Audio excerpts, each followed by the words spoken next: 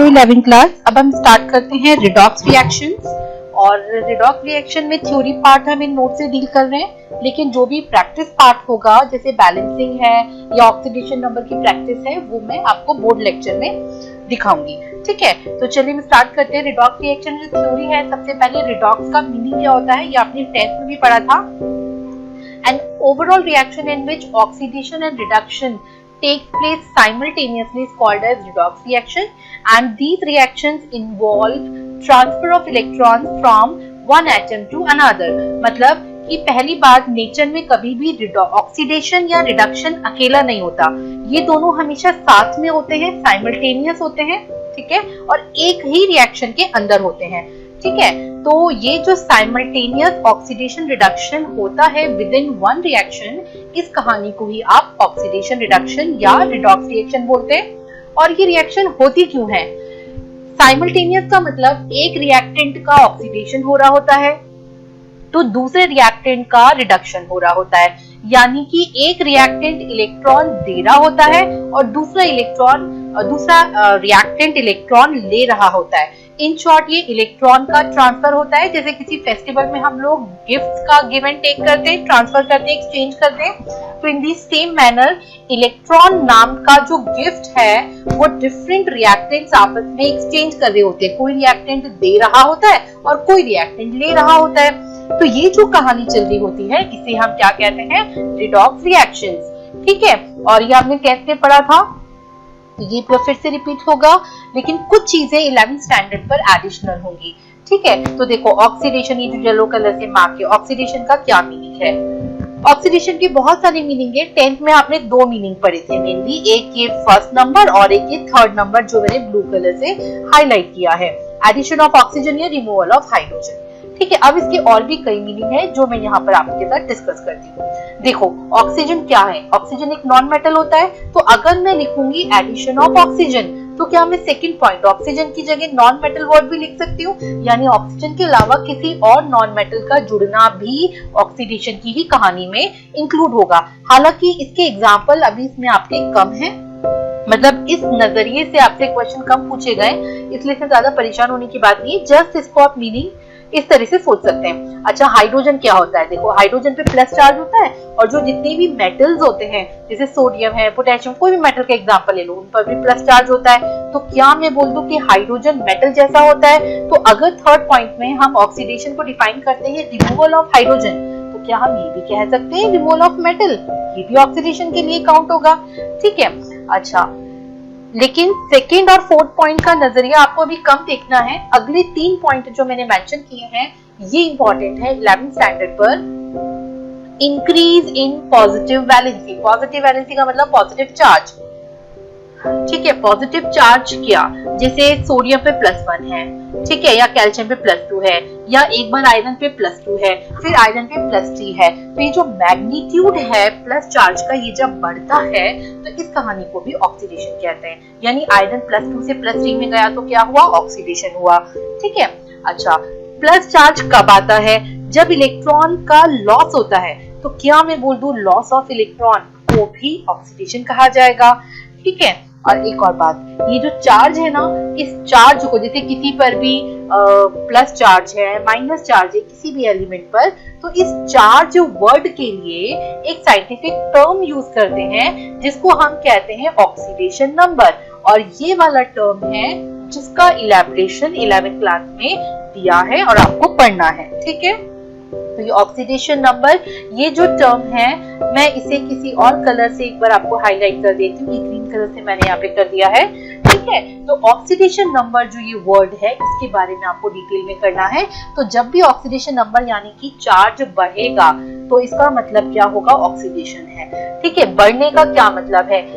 जो number scale है, minus number है, फिर 0 है, फिर प्लस नंबर है, तो माइनस से प्लस की तरफ जब भी आप मूव करेंगे तो ऑक्सीडेशन होगा। ठीक है, अच्छा, इन सब की बिल्कुल उल्टी कहानी रिडक्शन में हो जाएगी, जो कि आप लोग जानते हैं रिमूवल ऑफ ऑक्सीजन। क्योंकि ऑक्सीजन नॉन मेटल जैसा है इसलिए रिमूवल ऑफ नॉन मेटल भी लिख सकते हो। एडिशन ऑफ हाइड्रोजन, क्योंकि हाइड्रोजन मेटल जैसा है इसको एडिशन ऑफ मेटल भी लिख सकते हो। ऊपर प्लस चार्ज बढ़ रहा था तो रिडक्शन में प्लस चार्ज यानी कि प्लस वैलेंसी डिक्रीज होगी। वहां पे ऊपर लॉस ऑफ इलेक्ट्रॉन हो रहा था तो यहाँ पर गेन ऑफ इलेक्ट्रॉन हो रहा है, और यहाँ पर ऑक्सीडेशन नंबर बढ़ रहा था ऊपर, तो अब यहाँ पे ऑक्सीडेशन नंबर डिक्रीज हो रहा है। ठीक है, तो जैसे एग्जांपल दिया है Mg0 से Mg+2 में जा रहा है तो ऑक्सीडेशन है, और Mg+2 से 0 में वापस लौट रहा है तो रिडक्शन हो गया। ठीक है, अच्छा इसके बाद में ऑक्सीडाइजिंग रिड्यूसिंग एजेंट, ये भी आप 10th में पढ़ चुके हैं, जस्ट इंट्रोड्यूस यहाँ पे किया गया है। ठीक है, इनकी डेफिनेशन क्या है? Substances that gain electrons and thereby reduce to the low valency is called oxidizing agent, और substance that loses electrons and thereby oxidize to higher valency is called as reducing agent। मतलब जिसका oxidation हो रहा होता है वो reducing agent है, और जिसका रिडक्शन हो रहा होता है वो ऑक्सीडाइजिंग एजेंट है। ठीक है, अच्छा अब आते हैं ऑक्सीडेशन नंबर और ऑक्सीडेशन स्टेट। ठीक है, डेफिनेशन ऑक्सीडेशन नंबर जो वर्ड है इसका क्या मीनिंग है, जो जैसा कि मैंने अभी आपको बताया था कि 11वीं क्लास में इसी का ही डिटेल है, इसी का इलैबोरेशन है। ठीक है, तो ऑक्सीडेशन नंबर या ऑक्सीडेशन स्टेट दोनों वर्ड इसके लिए टर्म्स यूज किए जाते हैं। इसका क्या मीनिंग है देखो, charge on an atom produced by donating or accepting electron is called as oxidation number or oxidation state. It is the number of effective charge on an atom। ठीक है, इसको आप सिंपल भाषा में ये ले लो कि आपका रोल एटम का है, और आपको अगर कोई आपसे गिफ्ट ले लेगा, मतलब आप किसी को गिफ्ट दे देंगे तो आप पर माइनस चार्ज लगना है, और आप अगर किसी से गिफ्ट रिसीव कर रहे हैं तो आप पे यानी आपको मिल गया तो सॉरी माइनस चार्ज, और आपने किसी को दे दिया तो आप पे प्लस चार्ज लगना है। ठीक है, अब आपने सपोज आपने किसी को 2 गिफ्ट दिए तो आप पर कितना चार्ज आया? आपसे 2 गिफ्ट चले गए तो +2 का चार्ज आ गया। अगर आपने किसी को 3 गिफ्ट दे दिए तो आप पे कितना चार्ज आया? +3 का। ठीक है, जाना इलेक्ट्रॉन का लॉस, गिफ्ट इलेक्ट्रॉन है यहाँ पे। ठीक है, इसका लॉस प्लस चार्ज होता है ना, और आपको किसी से 5 गिफ्ट मिल गए तो आप पे -5 का चार्ज आया। ठीक है, तो कितने गिफ्ट्स मिले और कितने दिए, यानी कितने इलेक्ट्रॉन लिए और कितने दिए, उसकी वजह से जो भी चार्ज उस एटम पर अपीयर होता है उस चार्ज को ही साइंटिफिक भाषा में एटॉमिक ऑक्सीडेशन नंबर या ऑक्सीडेशन स्टेट कहते हैं। ठीक है, तो देखो क्या लिखा है, charge of an atom produced by donating और accepting electrons is called as oxidation number और ऑक्सीडेशन स्टेट। और ये क्या है? It is the number of effective charge. Effective charge का मतलब सुनो, तुमने किसी को 3 गिफ्ट दे दिए, 3 गिफ्ट दिए मतलब +3, और 1 गिफ्ट तुम्हें मिला यानी -1, तो तुम्हारे पास नेट चार्ज कितना रहा? -2 रहा कि +2 रहा? हाँ, +2 रहा। ठीक है, तो टोटल चार्ज जो तुम्हारे पर बचा, net charge, effective charge, that is your oxidation number, your oxidation state. ठीक, फिर यहाँ पे वैलेंसी और ऑक्सीडेशन नंबर में क्या डिफरेंस है? एक बहुत कॉमन क्वेश्चन है, क्योंकि बचपन से आप वैलेंसी पढ़ते आ रहे हैं और यहाँ पे ऑक्सीडेशन नंबर टर्म इंट्रोड्यूस हुआ है।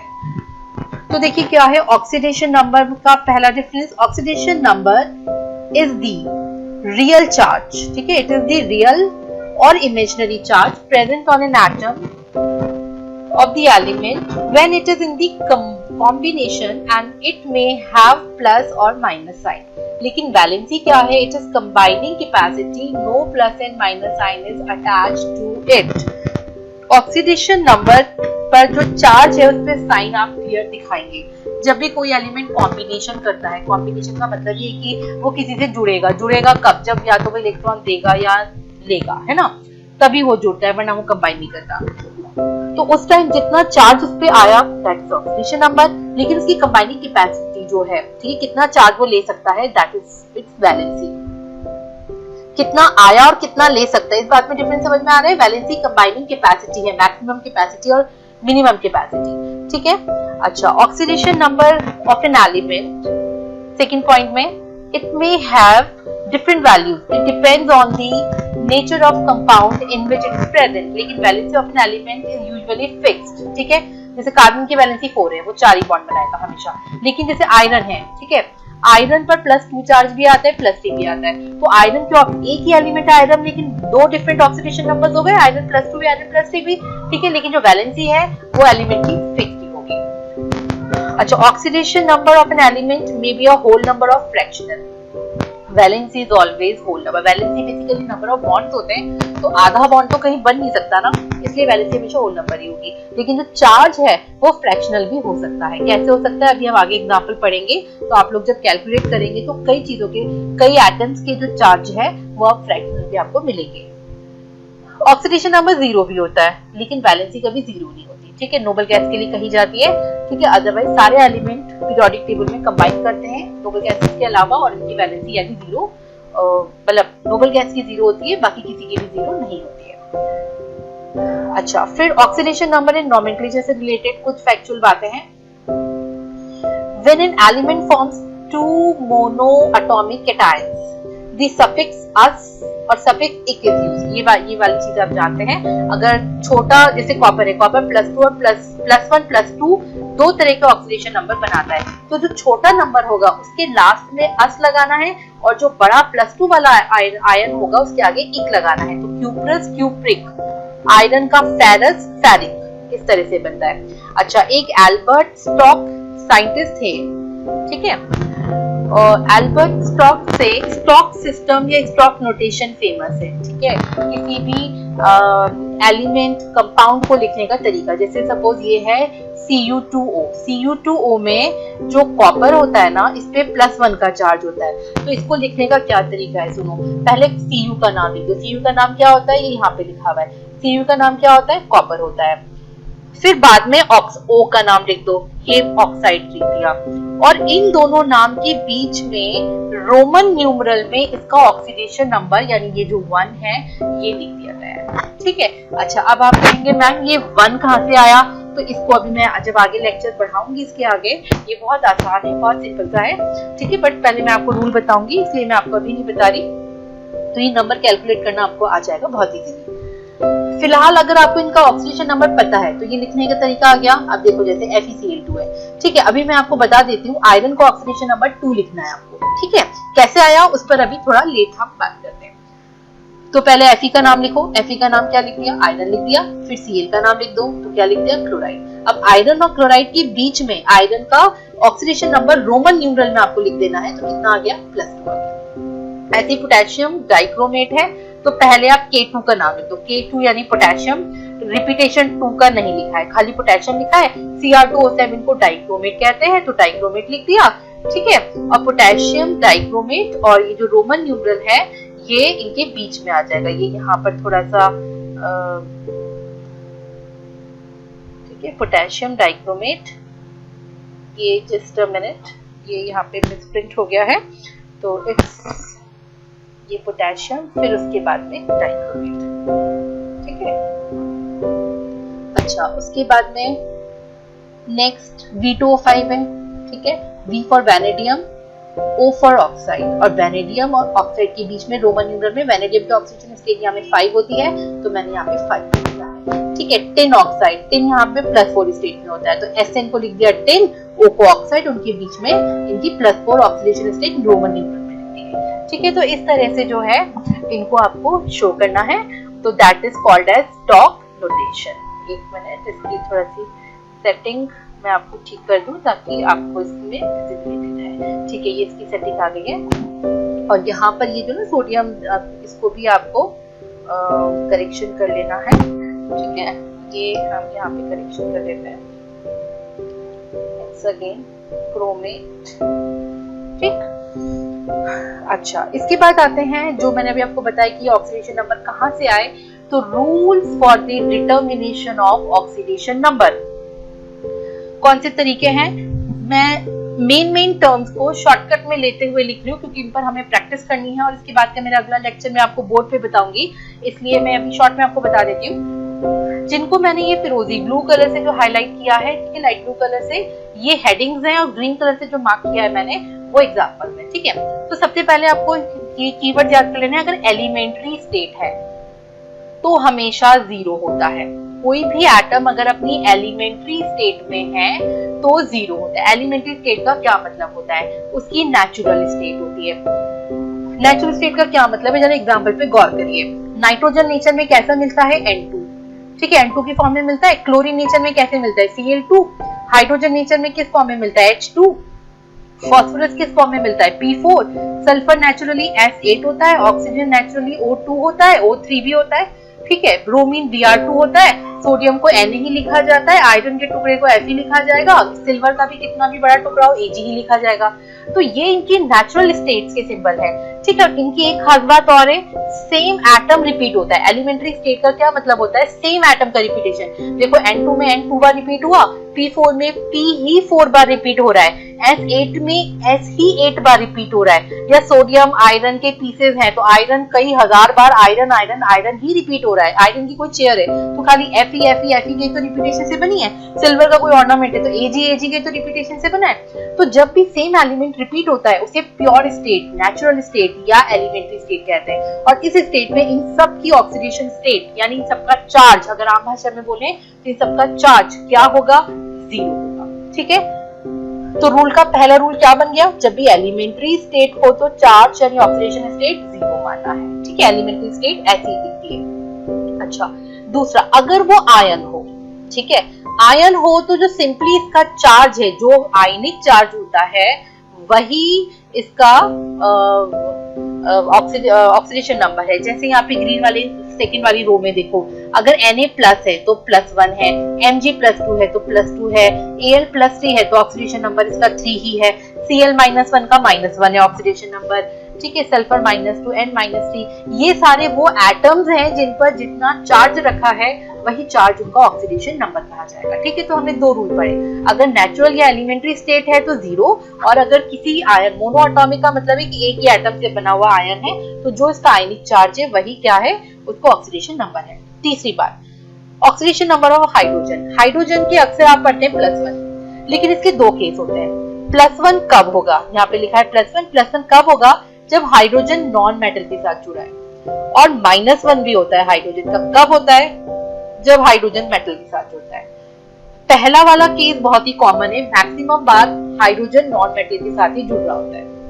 नॉन मेटल जैसे नाइट्रोजन के साथ जुड़ गया तो अमोनिया बन गया, ठीक है। पानी के साथ O के साथ जुड़ गया तो H2O बन गया, ठीक है। F के साथ जुड़ गया तो HF बन गया, HCl बन गया। मोस्टली नॉन मेटल के साथ जुड़ता है इसलिए अक्सर +1 लगाते हैं। लेकिन मेटल के साथ देखो ऐसे डिजाइन नजर आते हैं, LiH, थोड़ा सा नया लगेगा आपको दिखने में, KH, मैग्नीशियम मेटल के साथ MgH2, कैल्शियम के साथ CH2। जब इन मेटल्स के साथ H जुड़ा होता है तो H के ऊपर कौन सा? -1 का चार्ज यानी -1 की ऑक्सीडेशन स्टेट आपको रखनी है। अच्छा, फिर oxidation number of oxygen. Oxygen में भी अक्सर हम पढ़ते हैं -2 का चार्ज, ठीक है। लेकिन इसके भी कुछ केसेस होते हैं जो मैं आपको यहाँ पे बता रही हूँ। पहला, अगर ऑक्सीजन ऑक्साइड बना रहा है तो -2 आता है, लेकिन अगर ऑक्सीजन परऑक्साइड बना रहा है तो -1 आएगा। अगर ऑक्सीजन सुपर ऑक्साइड बना रहा है तो -1/2 आएगा, हाफ को मैंने 0.5 कर दिया है। और OF2 में एक्सेप्शनली ये +2 भी दिखता है, प्लस अक्सर ऑक्सीजन पे नहीं आता है, ठीक है। ये एक्सेप्शनल केस है जिसमें प्लस पे चार्ज दिखता है। परऑक्साइड की ये दो एग्जांपल इन्होंने लिख दी, H2O2 और बेरियम का परऑक्साइड। मोस्टली ऑक्सीजन भी -2 ही बनाता है, यानी मोस्टली ऑक्साइड ही बनाता है। तो जो मैंने अभी इतना बोला, इसका अगर मैं शॉर्टकट बात करूं तो अक्सर हाइड्रोजन पे +1 ही लगाना है और अक्सर ऑक्सीजन पर भी -2 ही लगाना है। खाली ये कुछ केसेस हैं जैसे इसे मेटल के साथ जुड़ा है तो -1, बट वो कम केसेस हैं, ठीक है। ऑक्सीजन में भी ये -1, -1/2 के केसेस कम है। अच्छा, फिर एल्कली मेटल। एल्कली मेटल्स कौन से होते हैं? लीना के रबसे वाले होते हैं। इन सब पे कितना चार्ज आता है? हमेशा +1, ये आपने 10th में भी पढ़ा है। एल्कलाइन अर्थ मेटल, बेमक्का सरबारा, इनके ऊपर हमेशा कितना चार्ज आएगा? +2 ही आएगा। हैलोजेंस कौन से होते हैं? फ्लोरीन, क्लोरीन, ब्रोमीन, आयोडीन होते हैं और हैलोजेंस पर अक्सर -1 ही आता है। लेकिन आपको एक चीज बता दूं, क्लोरीन, ब्रोमीन, आयोडीन पर +7 तक चार्ज जा सकता है। मतलब अक्सर आपको -1 ही लिखना है हैलोजन में, ठीक है, लेकिन ये प्लस के चार्ज भी आ सकते हैं। तो जो आ सकते हैं प्लस के चार्ज, उन पे आपको दिमाग में लगाना। कहीं पर अगर आपको लिखना होगा तो आप -1 ही लिखेंगे। कैसे लिखेंगे अभी हम आगे एग्जांपल लेने वाले हैं। और लास्ट, अगर कोई मॉलिक्यूल क्या होता है? Family of atom. अकेले एटम को मॉलिक्यूल तो नहीं कहते ना, ठीक है। जैसे H2O है तो 3 एटम की फैमिली बन गई तो उसे मॉलिक्यूल कहते हैं। तो कोई भी न्यूट्रल मॉलिक्यूल होगा उसमें जितने भी मेंबर्स हैं उन सबके चार्ज को, ऑक्सीडेशन नंबर को अगर ऐड कर लोगे तो किसी भी मॉलिक्यूल का oxidation number, total oxidation number हमेशा क्या आता है? 0 आता है। जैसे H2O है तो H2O पूरा न्यूट्रल है तो H, O, H इन सब के नंबर्स का चार्ज का जो सम आएगा दैट वुड बी 0। कैसे आएगा अभी हम आगे एग्जांपल में लेंगे, ठीक है। आप इन रूल से परेशान ना होइए, बस खाली अभी रूल के कीवर्ड्स आप याद कर लीजिए। एक बार फिर से, अगर एलिमेंट्री स्टेट है तो 0 होता है, अगर कोई मोनोएटॉमिक आयन है तो उसका जो चार्ज होगा वही ऑक्सीडेशन नंबर होगा। हाइड्रोजन पर अगर नॉन मेटल के साथ जुड़ा है तो प्लस, मेटल के साथ जुड़ा है तो माइनस, ठीक है। ऑक्सीजन में अगर ऑक्साइड है तो -2, पर ऑक्साइड है तो -1, सुपर ऑक्साइड है तो -1/2, ठीक है। और OF2 में प्लस होता है। अल्कली मेटल्स पर लीना के रफ्ते में हमेशा +1 होता है, अल्कलाइन अर्थ मेटल पे +2 होता है, हैलोजेंस पे -1 होता है और पूरे मॉलिक्यूल का टोटल चार्ज 0 होता है, ठीक है। ये रूल्स आप याद करिए। इन रूल्स के बाद में मैंने यहाँ पे एक एक्सरसाइज दी है, ठीक है। ये इनकी एक्सरसाइज है, predict the oxidation number of the highlighted element in the following compound. इस एक्सरसाइज को आपको करना है, लेकिन इसको करने से पहले मैं आपको अभी इससे जो अटैच मैं आपको लेक्चर दे रही हूँ बोर्ड पर, उसमें मैं आपको इसकी प्रैक्टिस बता रही हूँ। उसके बाद आप इस एक्सरसाइज को अटेम्प्ट करेंगे, ठीक है। मैं एक बार इसका पूरा हाईलाइट आपको दे देती हूँ, ठीक है। ये स्टार्टिंग के क्वेश्चन हो गए इसके विद दिस क्वेश्चन, और ये इसके लास्ट के हो गए, ठीक है। तो ये सारे प्रैक्टिस के क्वेश्चन है, इतने सारे मॉलिक्यूल है, इन सब पर आपको करने हैं। और क्या करना है, जो भी बोल्ड एटम है, जो डार्क कलर का है, इसमें बोल्ड कर रखा है मैंने, उस एटम का ऑक्सीडेशन नंबर निकालना है, ठीक है। उसके लेक्चर की प्रैक्टिस अब हम स्टार्ट करते हैं।